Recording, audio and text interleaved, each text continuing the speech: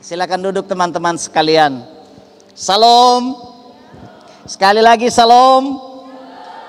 Puji Tuhan, sore hari ini kita mengucap syukur kepada Tuhan karena Tuhan itu baik, dahsyat dan luar biasa bagi saya dan saudara. Amin. Kita masih diberi kesempatan oleh Tuhan untuk memuji dan memuliakan Tuhan, menyembah Tuhan walaupun di tengah-tengah keterbatasan kita. Namun saya percaya kuasa Tuhan, hadirat Tuhan memenuhi hati saya dan saudara, sehingga kita masih punya kerinduan yang mendalam untuk beribadah, memuji dan menyembah Tuhan. Teman-teman sekalian, pada sore hari ini saya ajak kita semua untuk belajar kebenaran firman Tuhan dari Injil Lukas pasal yang ke-18 ayat 31 hingga ayat yang ke-34. Lukas pasal yang ke-18 ayat 31 hingga ayat 34. Saya akan membacakan firman Tuhan ini bagi kita semua. Lukas 18 ayat 31 sampai ayat 34. Perikopnya pemberitahuan ketiga tentang penderitaan Yesus. Yesus memanggil ke-12 muridnya lalu berkata kepada mereka, "Sekarang kita pergi ke Yerusalem, dan segala sesuatu yang ditulis oleh para nabi mengenai anak manusia akan digenapi. Sebab ia akan diserahkan kepada bangsa-bangsa yang tidak mengenal Allah, diolok-olokkan, dihina dan diludahi. Dan mereka menyesal dan membunuh dia, dan pada hari ketiga ia akan bangkit. Akan tetapi mereka sama sekali tidak mengerti semuanya itu. Arti perkataan itu tersembunyi bagi mereka, dan mereka tidak tahu apa yang dimaksudkan." Amin buat pembacaan firman Tuhan ini. Teman-teman sekalian yang dikasihi oleh Tuhan, minggu-minggu ini adalah minggu-minggu sengsara. Kita memasuki perayaan Paskah. Jadi setiap saya dan saudara sebagai umat Tuhan, tentu kita mempersiapkan hati untuk menyambut perayaan Paskah. Paskah bagi kita bukan peristiwa biasa. Paskah itu adalah peristiwa luar biasa yang menyangkut hidup dan mati manusia. Dan pada sore hari ini saya mengajak teman-teman sekalian untuk belajar kebenaran firman Tuhan yang baru saja kita baca secara bersama-sama tadi. Perikop dari firman Tuhan ini adalah pemberitahuan ketiga tentang penderitaan Yesus. Teman-teman sekalian yang dikasihi oleh Tuhan, tema penderitaan Kristus sudah 3 kali diberitahukan oleh Tuhan Yesus kepada murid-muridnya. Pemberitaan ketiga tentang kematian Kristus ini atau tentang penderitaan Kristus adalah ketika mereka dalam perjalanan menuju ke Yerusalem. Mereka sedang memasuki Yeriko dan mereka hendak menuju ke Yerusalem. Dan Tuhan Yesus memanggil murid-muridnya dan memberitahukan kepada mereka. Untuk ketiga kalinya Tuhan Yesus memberitahukan bahwa ia akan menderita. Teman-teman sekalian yang dikasihi oleh Tuhan, untuk apa Tuhan Yesus kasih tahu sampai 3 kali tentang penderitaannya? Ada apa? Maksudnya apa? Sehingga Tuhan Yesus memberitahukan soal penderitaan kematiannya sampai 3 kali. Tentu ada hal penting yang mau diajarkan di sini teman-teman sekalian. Tentu ada tujuan penting yang Tuhan Yesus mau sampaikan kepada murid-muridnya, sehingga sampai 3 kali ia memberitakan tentang penderitaannya, tentang kematiannya. Hal yang pertama kita belajar. Dalam ayat 31 dikatakan, "Sekarang kita pergi ke Yerusalem, dan segala sesuatu yang ditulis oleh para nabi mengenai anak manusia akan digenapi." Hal yang pertama yang Tuhan Yesus mau tekankan di sini adalah bahwa ia akan segera menggenapi semua nubuatan para nabi tentang dirinya. Tuhan Yesus akan menggenapi seluruh rancangan Allah yang ditulis oleh para nabi, mulai dari kitab Kejadian sampai kitab para nabi, yang menyinggung soal kedatangan Tuhan Yesus, soal penderitaannya. Ia ingin mengajarkan kepada mereka bahwa firman Tuhan itu ya dan amin dan pasti digenapi. Amin. Amin. Firman Tuhan itu ya dan amin. Janji Tuhan itu pasti digenapi. Ini yang ia mau ajarkan kepada mereka. Itu sebabnya ia katakan, semua yang tertulis dalam kitab para nabi akan segera digenapi. Jadi lewat pemberitaan tentang penderitaan Kristus ini, dia mau mengajarkan kepada saya dan saudara, kepada semua para murid yang ada pada waktu itu, bahwa janji Tuhan itu ya dan amin dan layak untuk dipercayai. Amin. Amin. Bilang sama teman di samping kiri kanan, jangan ragukan firman Tuhan. Iya. Mungkin saya dan saudara sebagai anak-anak muda, kita mungkin masih meragukan janji Tuhan, firman Tuhan yang berlaku bagi saya dan saudara. Tapi hari ini firman Tuhan membuktikan bahwa ia berjanji, ia akan menggenapi setiap janjinya. Kalau dia berjanji memberkati saya dan saudara, dia akan berkati kita. Kalau dia berjanji menolong saya dan saudara, dia akan tolong kita. Kalau dia berjanji menyembuhkan kita, ia akan sembuhkan saya dan saudara. Kalau dia menjanjikan masa depan yang penuh dengan harapan bagi anak-anak muda, dia akan lakukan itu. Karena firman-Nya ya dan amin bagi kita. Katakan amin buat firman Tuhan. Jadi tidak boleh ragu dengan janji Tuhan bagi saya dan saudara. Masih banyak anak-anak muda yang takut, yang ragu tentang masa depannya. Bagaimana nanti akhir dari perjalanan. Tapi tenang, janji Tuhan bagi kita ya dan amin. Itu hal yang pertama. Kemudian hal yang kedua yang mau diajarkan oleh Tuhan Yesus kepada mereka. Sampai 3 kali ia memberitakan tentang penderitaannya. Yang kedua dia mau ajarkan kepada mereka, supaya mereka mempersiapkan hati dan mental mereka dalam menghadapi tantangan di Yerusalem. Karena mereka masih dalam perjalanan dari Yeriko menuju ke Yerusalem. Tuhan Yesus sedang menuntun mereka ke Yerusalem, di mana di sana nanti kita akan saksikan bagaimana perjalanan dari Tuhan Yesus di Yerusalem. Ia akan ditunggu dengan penderitaan, ia akan ditunggu dengan tantangan di sana. Itu sebabnya ia memberitahukan kepada mereka sampai 3 kali, supaya mereka siap menghadapi tantangan. Amin. Amin. Sebagai anak-anak muda, saya dan saudara harus siap menghadapi tantangan. Katakan kepada teman di samping kiri kanan, bilang, siap hadapi tantangan. Jangan lari. Jangan lari dari tantangan. Apalagi lari dari kenyataan. Banyak kan yang lari dari kenyataan. Sudah nyata-nyata tapi masih lari. Tidak boleh. Itu sebabnya Tuhan ajarkan murid-muridnya supaya mereka siap menghadapi tantangan. Mereka belum masuk di Yerusalem, masih di Yeriko. Itu sebabnya Tuhan kasih tahu mereka, supaya mereka menyiapkan mental mereka, menyiapkan kekuatan. Supaya apa? Supaya apabila mereka sampai di Yerusalem, mereka kuat. Mereka kuat. Tapi pertanyaannya, apakah benar-benar murid-murid menjadi kuat? Nah, ini menjadi perenungan bagi kita semua.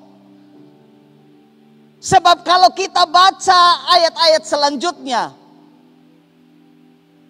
ketika mereka masuk di Yerusalem dan nanti Tuhan Yesus ditangkap oleh para prajurit dan orang-orang Farisi pada waktu itu. Mereka ditangkap di Taman Getsemani. Apa yang terjadi? Teman-teman, apa yang terjadi? Semua kabur kastinggal Tuhan Yesus. Betul tidak? Betul tidak? Semua kabur kastinggal Tuhan Yesus. Sampai Petrus cabut pedang, potong telinga Malkus. Yang lain pada lari semua. Kemudian Petrus dari jauh sengaja ikuti Tuhan. Tidak berani mengaku menjadi murid Tuhan. Ini yang Tuhan Yesus ingatkan kepada mereka. Makanya ia kasih tahu sampai 3 kali. Sudah dikasih tahu 3 kali saja masih lari. Apalagi tidak dikasih tahu. Bisa diprediksi apa yang terjadi. Petrus sampai sumpah-sumpah. Di istana Kayafas. Seorang hamba perempuan bilang, lihat dari logatnya, lu ini orang Galilea. Petrus bilang apa? Lu sembarang sah, besok kenal itu orang. Saya tidak kenal itu orang.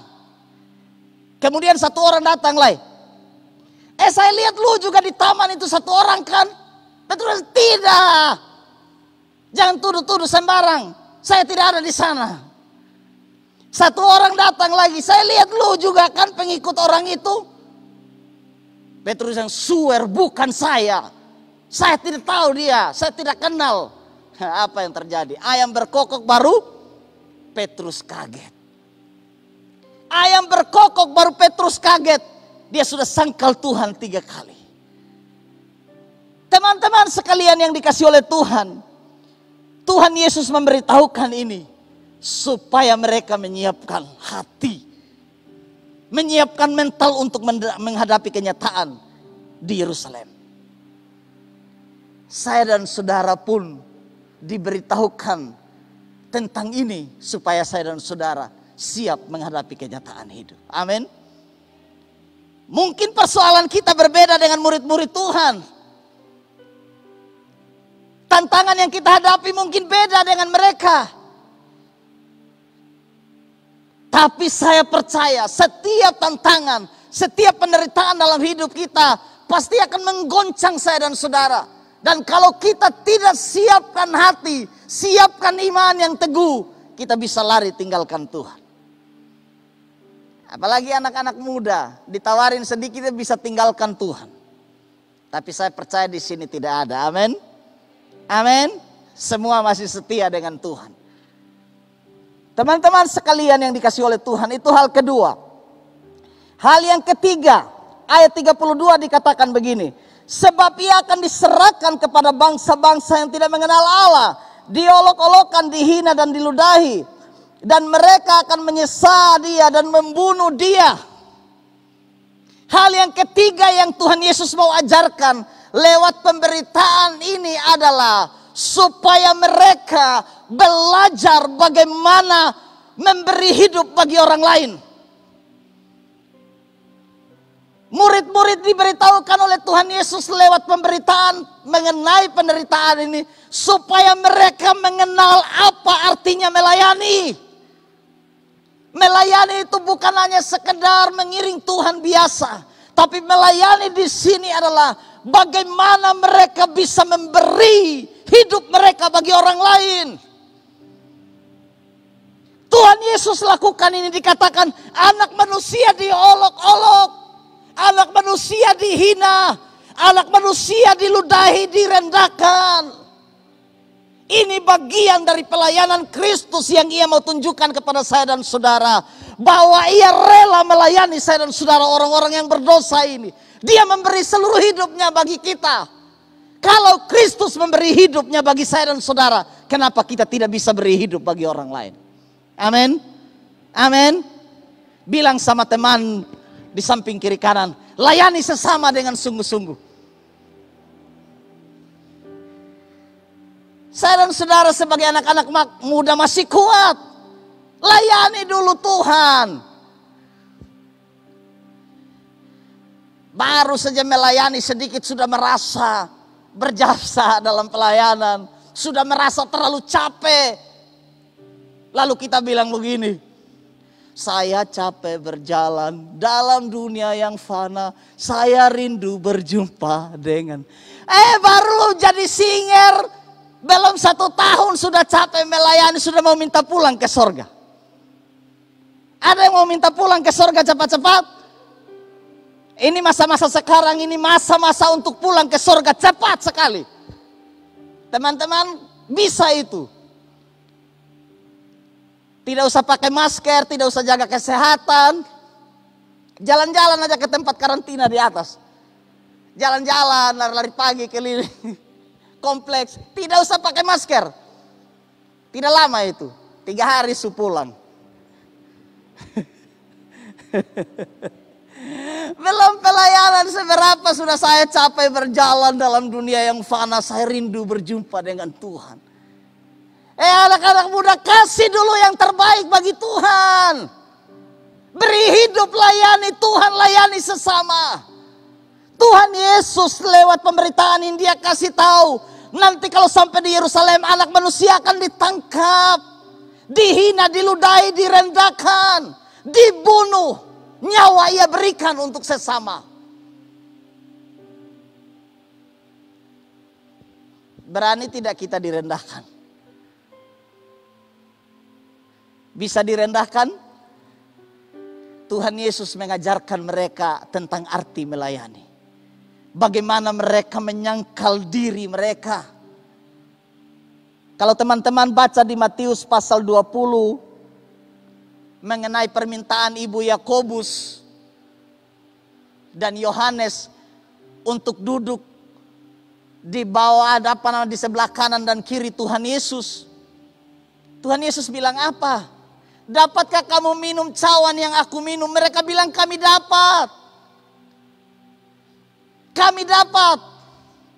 Tuhan Yesus bilang kamu tidak tahu apa yang kamu minta. Kalau kamu mau jadi terbesar, hendaklah ia menjadi pelayan. Kalau seseorang mau menjadi terbesar di antara kamu, hendaklah ia menjadi pelayan, kata Tuhan. Dia mau mengajarkan lewat pemberitaan ini arti dari sebuah pelayanan, arti dari sebuah penyangkalan diri. Direndahkan, diolok-olok, dihina, disiksa, diludahi itu tidak mudah. Itu berbicara soal penyangkalan diri yang luar biasa. Berani berkata tidak terhadap diri sendiri.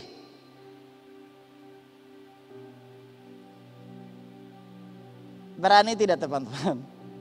Ketika kita dihina, apalagi masih muda ini, direndahkan sedikit, lu belum tahu saya. Belum tahu saya ini. Baru dihina sedikit, aduh, baru harga diri disinggung sedikit, sudah tersinggung. Baru disinggung sedikit, sudah tersinggung, apalagi disinggung banyak. Kalau dibandingkan dengan penderitaan Tuhan, penderitaan kita belum seberapa. Iya. Penderitaan yang paling berat di sini dalam pelayanan ketika menyangkal diri. Menyangkal diri terhadap keegoisan. Menahan diri untuk tidak melakukan dosa, itu penderitaan. Itu penderitaan yang paling sakit, yang paling menderita. Ketika saya dan saudara menahan diri untuk tidak melakukan dosa. Ini yang mau Tuhan Yesus ajarkan supaya kita semua belajar untuk memberi hidup bagi orang lain sebagaimana Kristus telah memberi hidupnya bagi saya dan saudara. Dan yang terakhir di sini dikatakan, dan pada hari yang ketiga ia akan bangkit. Yang terakhir yang Tuhan Yesus mau ajarkan, bahwa di akhir dari semua tantangan hidup itu ada kemenangan besar yang disediakan Tuhan bagi saya dan saudara. Amin. Sebab berbicara kebangkitan itu berbicara kemenangan. Itu berbicara kuasa. Itu berbicara sebuah kehidupan baru yang luar biasa. Jadi di balik tantangan penderitaan yang saya dan saudara hadapi, ada kemenangan besar yang Tuhan janjikan. Dikatakan pada hari yang ketiga, aku akan bangkit. Ada jaminan kemenangan bagi setiap saya dan saudara. Oleh karena itu jangan takut. Bilang sama teman di samping kiri kanan, engkau pemenang. Engkau pemenang. Saya dan saudara ini pemenang.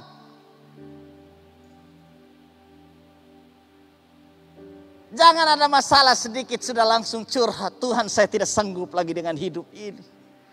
Sudah baca-baca puisi dengan Tuhan. Sudah kasih kata-kata perpisahan. Baru ditinggalin pacar saja sudah langsung begitu. Tuhan, saya tidak mampu hidup tanpa dia. Sudah cukup sampai di sini Tuhan. Ambillah semua. Ambillah nyawaku. Aduh. Baru dikasih putus pacar. Sudah baca puisi di Facebook. Sudah baca puisi di semua. Sudah curhat. Hei dengar. Di akhir dari semua penderitaan itu. Ada yang disebut kalau dalam film-film itu disebut happy ending. Ada happy endingnya. Iya, ada happy endingnya. Akhir yang baik dari semua persoalan. Persoalannya belum akhir, kita sudah mau bahagia memang. Iya. Sabar dulu, tunggu dulu prosesnya. Amin. Amin. Mungkin kita sementara dalam persoalan dan pergumulan saat ini, tunggu dulu. Nanti ada akhirnya. Baru diproses, sudah minta-minta Tuhan kapan ini kemenangannya. Sabar dulu. Amin. Harus belajar untuk kuat dulu. Belajar untuk percaya Tuhan dengan sungguh-sungguh dulu. Teman-teman sekalian yang dikasih oleh Tuhan. Ini janji Tuhan bagi saya dan saudara. Sehingga nanti di hari Paskah ini. Kita tidak pernah takut lagi. Tidak akan takut lagi apapun tantangan dalam hidup saya dan saudara. Makanya teman-teman sekalian. Tema Paskah kita tahun ini dari Departemen Pemuda dan Anak adalah untuk kemuliaannya. For His glory. Untuk kemuliaannya atau bagi kemuliaannya. Jadi akhir dari semua tantangan pergumulan bagi hidup saya dan saudara.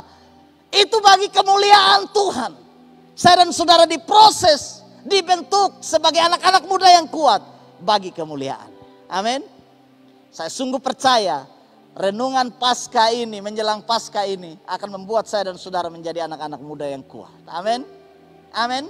Pulang dari sini jangan menjadi anak-anak muda yang kalah.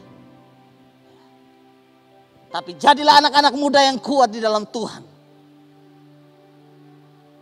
Supaya apa yang dialami oleh murid-murid Tuhan Yesus jangan dialami oleh kita juga.